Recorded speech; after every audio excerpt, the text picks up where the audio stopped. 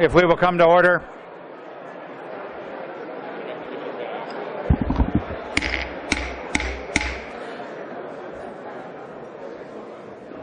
As we prepare for the joint session, if we will come to order, take our seats.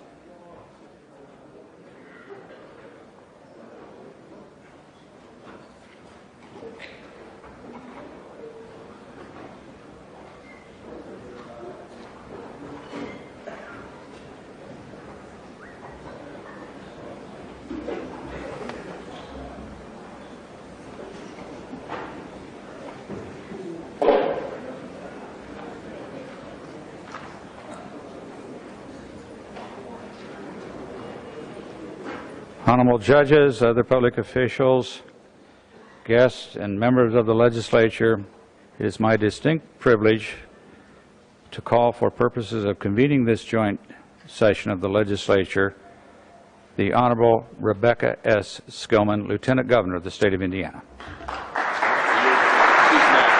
Huh? She's not? No, you're just supposed to hand it after me. All right. Go ahead.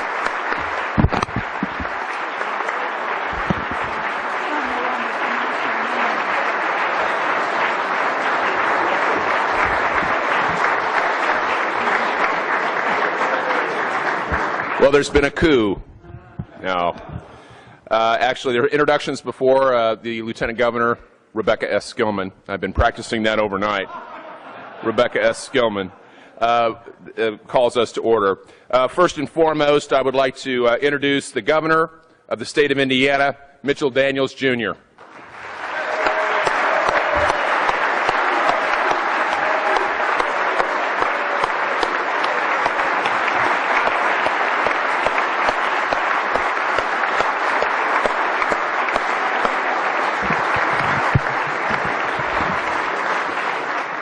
And Lieutenant Governor Rebecca S. Skillman.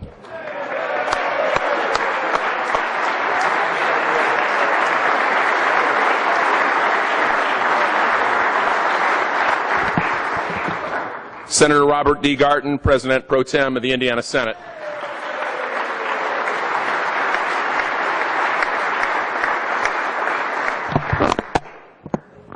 And now, let's have the judges enter.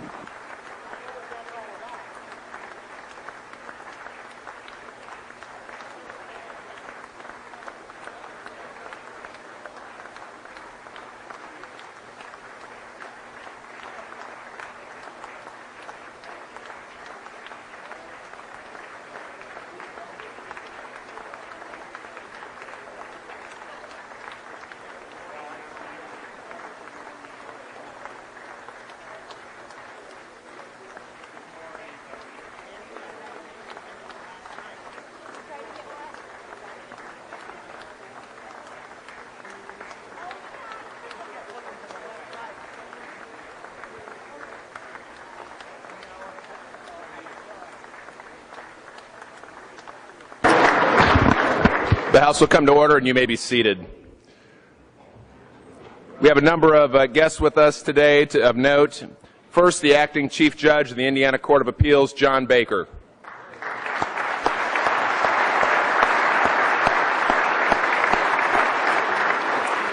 Amy McDonald Shepard, wife of Chief Justice Shepard.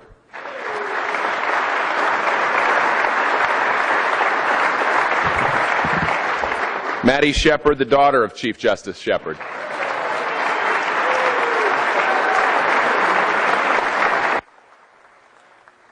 Yeah. Mary Kay Orr, the wife of former Governor Robert D. Orr.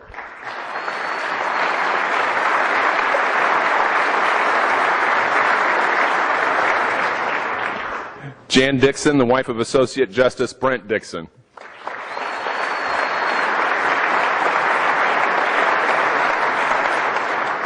David Lewis, the clerk of the Supreme and Appellate Courts.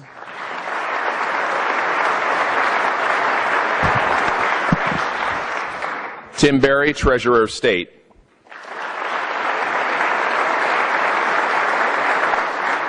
Connie Noss, our Auditor of State.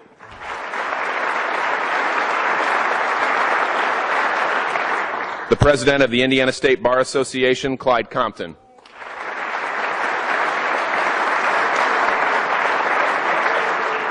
The President-elect of the Indiana State Bar Association, Jim Riley, Jr.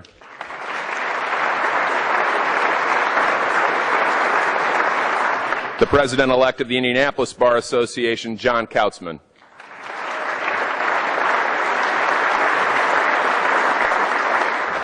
We also have with us several members of the Indiana Judicial Nominating Commission, including Peyton Wells,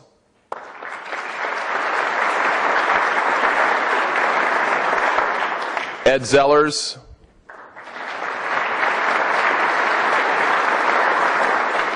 James Young,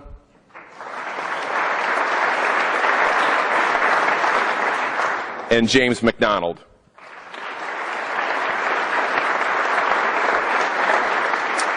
We also have several guests in the fourth floor gallery, including Tom Pierce, the Executive Director of the Indiana State Bar Association. Tom.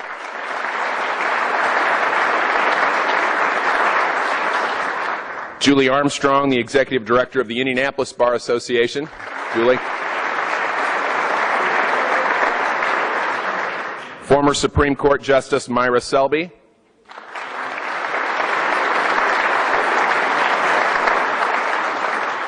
And former Supreme Court Chief Justice Richard M. Given.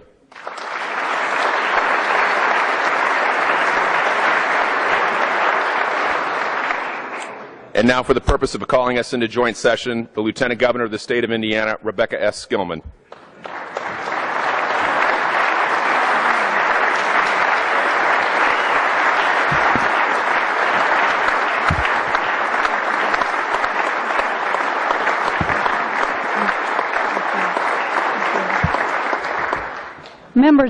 Members of the Joint Assembly, pursuant to Section 3 of Article 7 of the Constitution of the State of Indiana, this joint session of the two houses of the Indiana General Assembly is now convened for the purpose of hearing a message from the Chief Justice of the Supreme Court of the State of Indiana.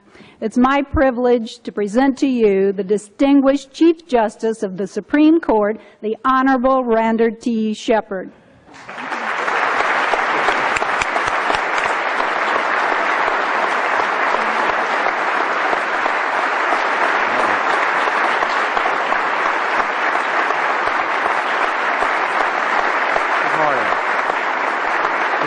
Thank you all. Thank you all very much.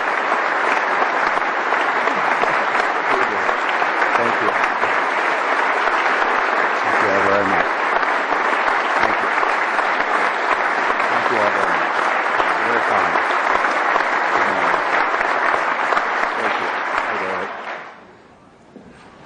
Thank you all. Thank you all so very much. These last few days have been a time of change in many respects. They've certainly been a time of change in the judiciary. Two of the very best people in the Indiana judiciary have been induced into new roles, and I want to pause to say public thank you for what they've done to for us. One, as you know, is Judge Jim Payne, who's toiled 20 years in the Marion Superior Court Juvenile Division, advancing the interests of family and children. I know, though you might not, that one of the toughest things for Jim Payne in accepting the new role he has protecting children in the executive branch was that he was, at the moment he took the call, President-elect of the National Council of Juvenile and Family Court Judges. It's really the highest office that a juvenile court judge can hold in our country. Jim Payne was about to do that when he walked away from it in order to take this new role. And not far from him is Judge Ernie Yelton, who many of you know spent 27 years in the circuit court in Brazil. He was president of the Indiana Judges Association. He was architect of many of the jury reforms I'm going to be talking about this morning. These are terrible losses for us, fortunately not losses for the public, but I'd like each of them to stand so we can say thank you for what they did while they were in the judicial branch.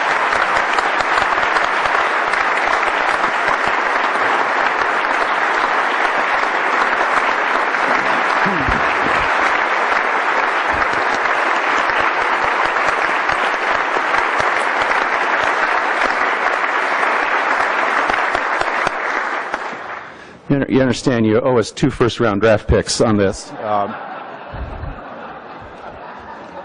Times being what they are, I'll pass on the undisclosed amount of cash that usually goes with these deals.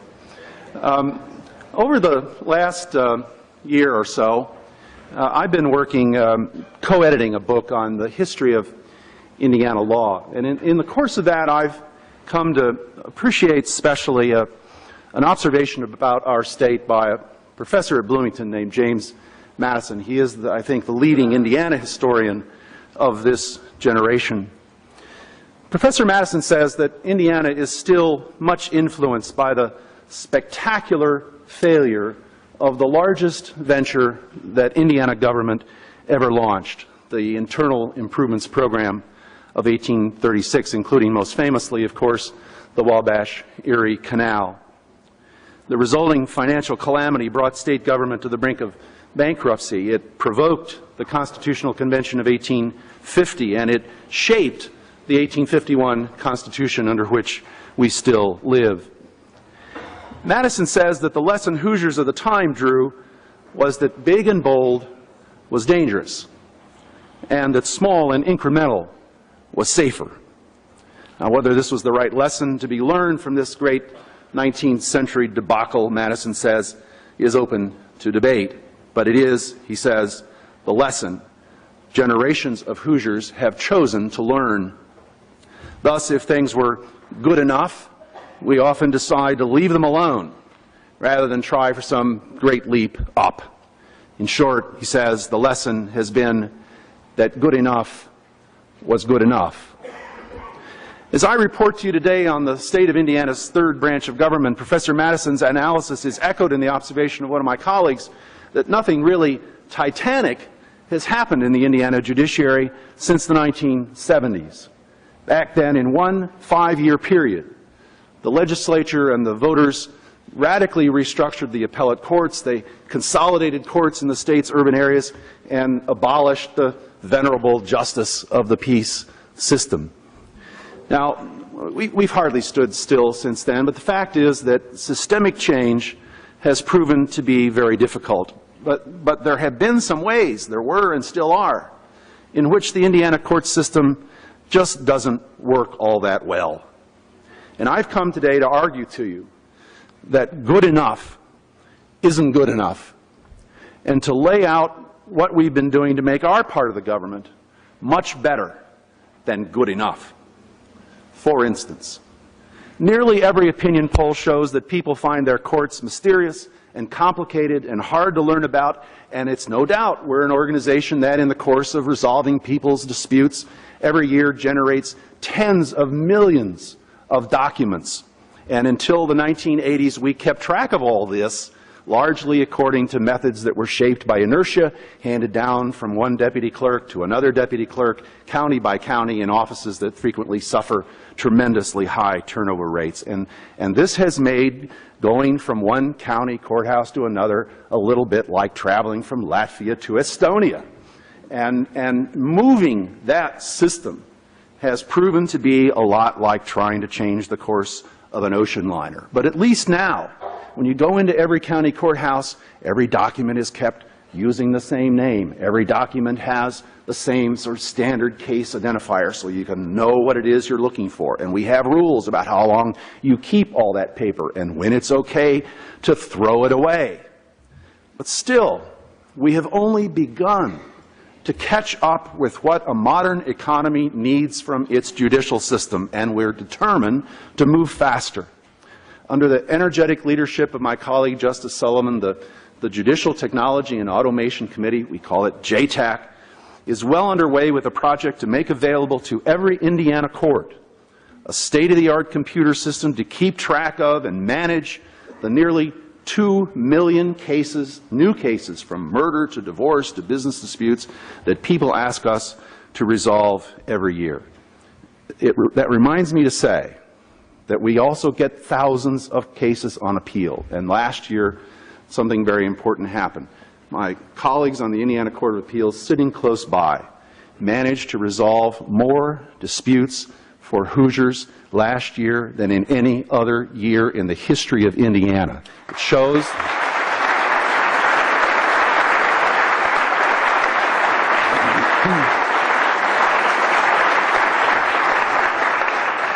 Now, when the JTAC case management system is complete, every Indiana court will have a 21st century case management system with obvious benefits to our constituents and tangible savings to the government's bottom line. And Indiana courts will be able to share information not only with each other, but with state agencies that need and use court information, like the Bureau of Motor Vehicles and the state police. This is the single most ambitious project ever undertaken by the Indiana Judiciary, and we're grateful to the members of both houses and both parties, people like Senators Bray and Clark and Kenley, Representative Kuzman, former Representatives Gregg and Sturtz, have helped pass legislation that made it possible for us to make this happen. Now, in the course of this project, we've had to examine some of the most unusual questions, the most sensitive issues of the information age, like how do you create easily accessible information about divorces and business disputes and insurance matters without handing the identity thieves the tools of their trade? How do you make effective processing of protective orders or domestic battery cases without giving the batterers a roadmap about where to go next? Justice Brent Dixon led a task force that met every week for a year to craft some of the country's most thoughtful and balanced rules about access and confidentiality. The Supreme Court approved these rules, and they became effective just 2 weeks ago. And once there are rules, how are people supposed to find them? Our historic way of doing that was to tack them up on the bulletin boards in the hallways in courthouses. Starting this year, the fact of the matter is that every rule, this has been true in the appellate courts for a long time, every rule in local courts will be posted on the internet and follow a uniform format so that citizens and lawyers who travel outside their home counties can have a fighting chance at finding them and understanding what they mean.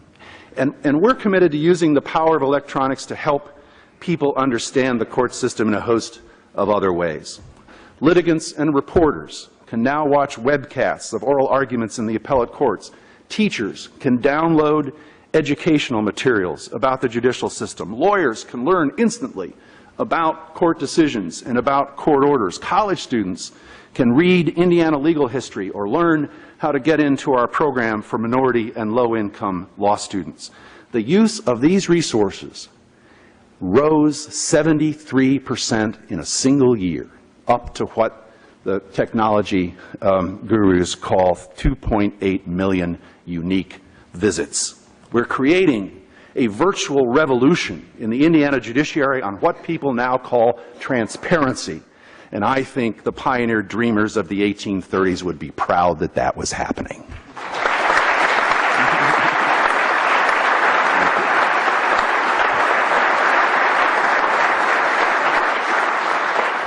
Now, one of the perennial barriers to reform has been the framework of the state's court system, which is largely unchanged since the turn of the last century.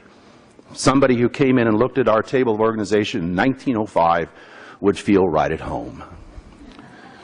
And it, in effect, hasn't been a court system. Indeed, it's more like 92 court systems. Indeed, in truth, it has been, in some respects, more like 150 court systems. And the result has been sort of what you'd get if you took a football team, sent the team out onto the field with 11 players and said, each one of you pick a play and run it for the next down.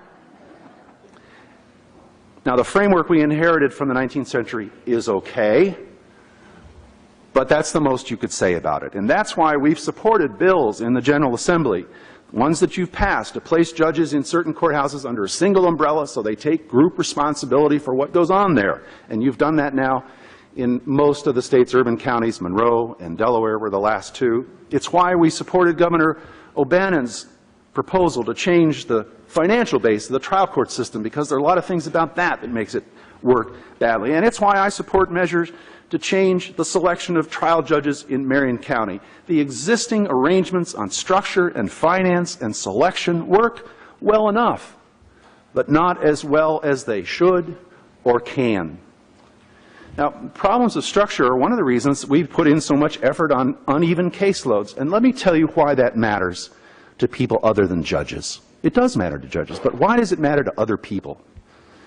Postulate with me a not-so-hypothetical instance in which two women file for divorce on the same day, in the same courthouse, both of them badly needing a temporary order of child support between now and the time the divorce is finally resolved. One of them gets that order very quickly because her case is pending in a court that's not all that busy, and the other one waits and waits because her case happens to land in a court that's overloaded. So we now study the weighted caseload, the level of effort, the level of filings in every Indiana court for every Indiana judge every 12 months.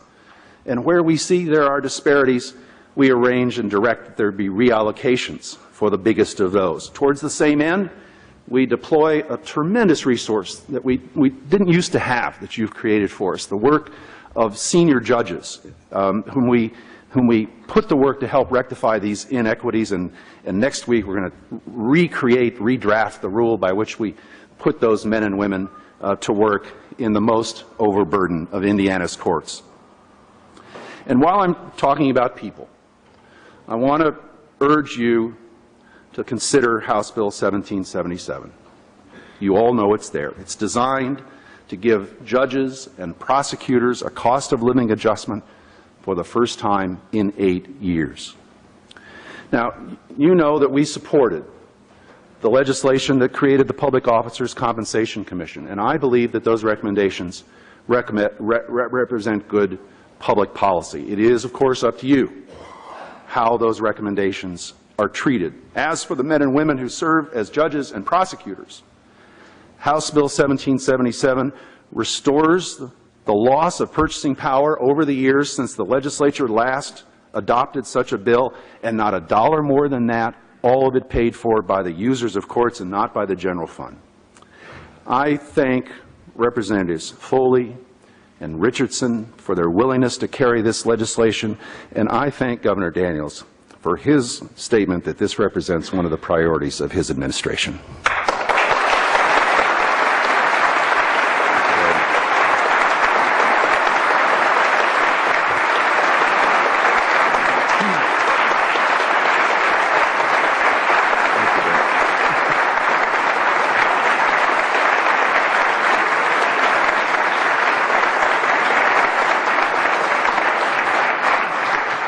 You all know how important this is to us, and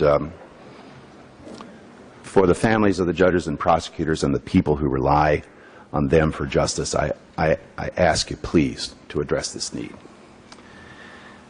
Now, despite all the efforts of recent years, many Americans still regard the court system as a place where it's very easy to stumble in and very time-consuming and expensive to find your way out. The burdens of this reality rest on everybody, but they rest especially hard on children, and we've got to change that. It is one of the reasons we focus so strongly on mediation. Last year, you gave us legislation that will make it possible for the first time to have widespread use of mediation in cases involving family and children. And in the 6 months since that legislation became effective, we have put in place mediation programs for families and children in counties that represent 40% of the state's population. This spring, we're going to be launching a vigorous training exercise for people who want to learn more about how to be a good mediator in family law cases. We're going to offer it free to people who are willing to take at no pay assignments to do some mediation for families and children. You also have made it possible to pursue our relatively inexpensive experiments in family courts. These experiments keep families from bouncing around multiple courtrooms, and I think they improve our prospects of protecting at an early date children who are actually threatened by their living situation. Some of them are threatened because they bounce around from one placement to another, and we've recently been able to focus some federal money on fighting foster care drift and getting children into permanent homes more quickly. The number of Indiana lawyers who donate their time to help people of modest means through these problems, what we call pro bono service, has reached an all-time high. And the system that Indiana has created has attracted attention all over the country.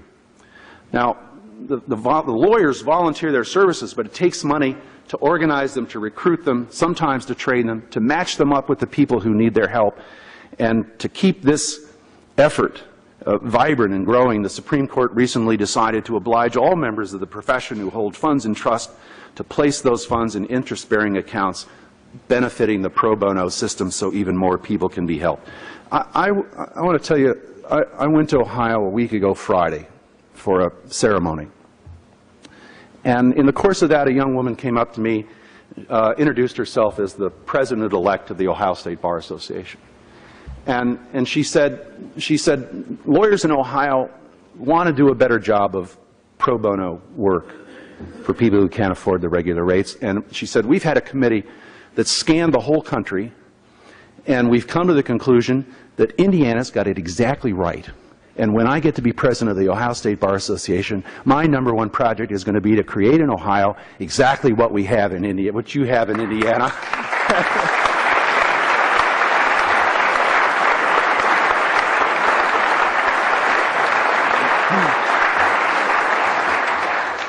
Now, something else that's needed attention for a long time is the way we manage that great birthright of all Americans, trial by jury.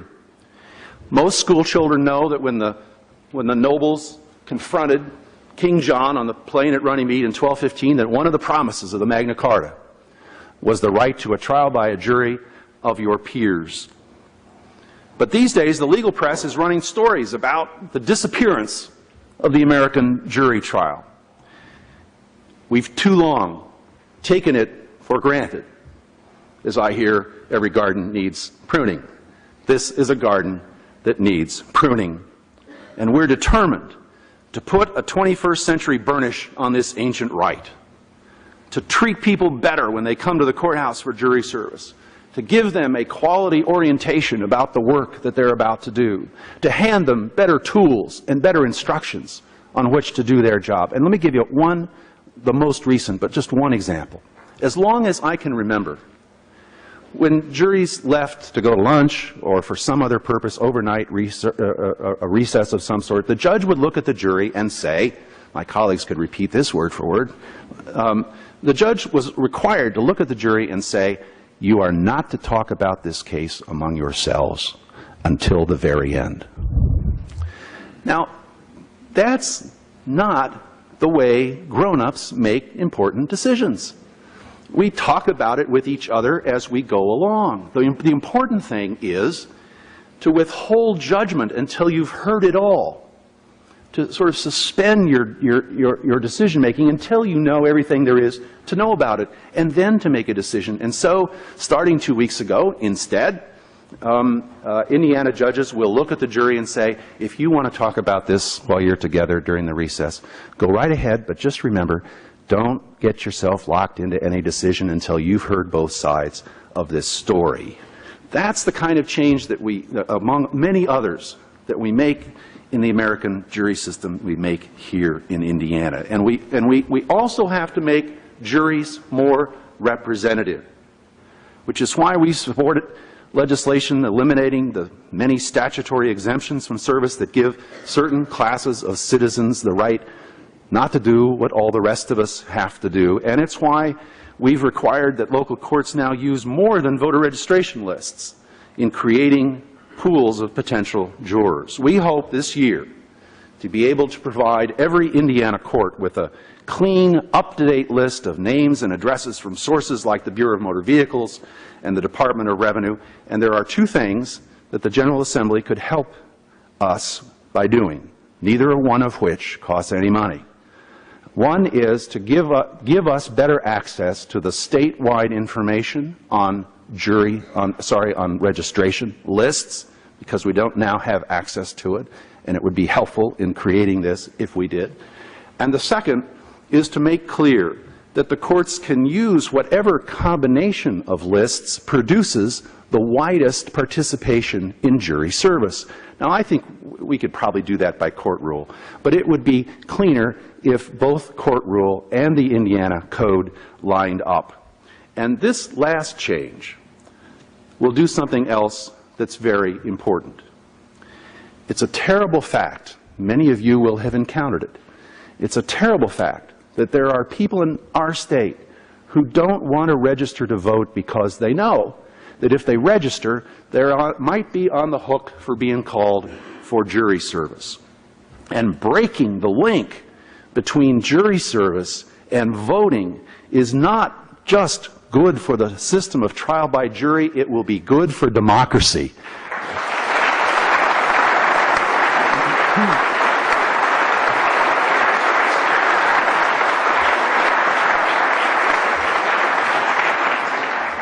Now, something else that was just good enough for a very long time was the set of arrangements we've used for the correction of those who commit crimes. Until the 1980s, the state government simply left to happenstance the development of alternatives to prison, and virtually every incentive, institutional, financial, political, militated in favor of sending more people to prison instead of sending them for alternative means that might work well, and sending them to prison and to become an extra drain on the state's general fund. This hasn't been good fiscal policy, and it hasn't been good public safety policy. Most of the alternatives, I'm happy to say, that have been created at the local level always have at the heart the local judge and the prosecutor, and also county governments and some city governments. Some of you have been key in some of those situations. But more recently, the Department of Corrections has made expenditures in community corrections straight out of their budget that help divert people who are appropriately diverted from prison beds to something else. But the growth of those alternatives simply hasn't kept up with demand, and that's why there were 1,000 more people at the department last year than there were the year before, and why in '03 that was 1,000 more than there were in '02. And I want you to know that we stand prepared to be your partners, both to produce better outcomes in public safety and to relieve the enormous pressure that the Department of Correction budget represents.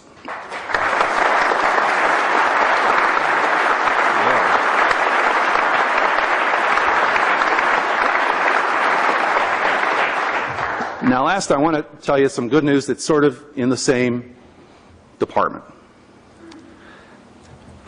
It's the good news about something that all three branches of Indiana government have done to try to build respectable public defender services for the indigent. You might remember, no you didn't, because I couldn't remember the exact year. It was 1963 when the U.S. Supreme Court, in a case called Gideon versus Wainwright, required every state to provide counsel at public expense for people who were too poor. That was, by the way, 100 years after Indiana made the same decision. Now, the leading book on that U.S. Supreme Court case is something called Gideon's Trumpet. It was written the following year by Anthony Lewis of the New York Times. He came to a recent meeting of Chief Justices of state Supreme Courts to speak about what he called the promise of Gideon. And what he had to say was pretty gloomy. He said, having studied the Gideon promise and watched how it had played out in the federal courts and in the state courts for 4 decades, that he thought the promise had been unfulfilled. And that, frankly, he didn't see much reason for optimism about whether it would be. And then he paused and said, except in Indiana. Let me say that again because I enjoyed it so much. He looked around and he said, except in Indiana. And he proceeded to tell the story about what this General Assembly and governors and attorney generals and the Indiana courts have done to make that promise closer to being real. Now, it's my aspiration, and the aspiration of my colleagues in the Indiana Judiciary, to create a system of justice that leads people all over America to appreciate Indiana for the decent place that it really is, and to lead our own citizens as they encounter their own courts, to regard them as places where judges and their staffs do as much as human beings can do for each other on the promise of substantial justice. And on that point, good enough can never be good enough.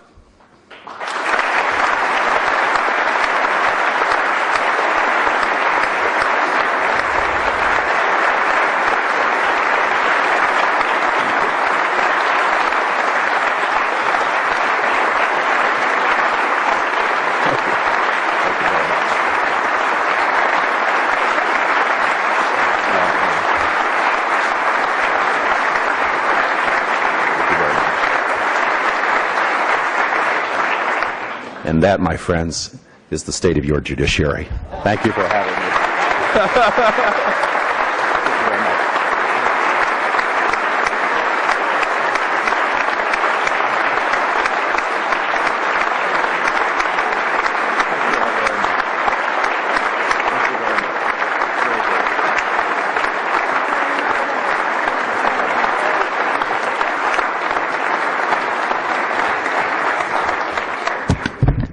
This joint session is now adjourned.